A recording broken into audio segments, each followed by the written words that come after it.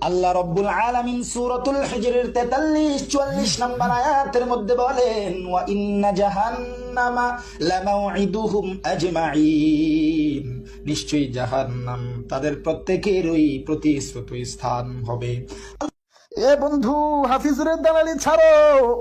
আল্লাহ তাআলা এত নাজ নেয়ামত দান করছে, এত সুন্দর কণ্ঠদান করছে, কারো দালালি করার জন্য না, একমাত্র জন্য বলি, কারো দালালি করার দরকার নাই, কারো সুর নকল করার দরকার নাই। আল্লাহ তোমার যে সুর দিছে ওই সুরটা নিয়ে সন্তুষ্ট থাকো।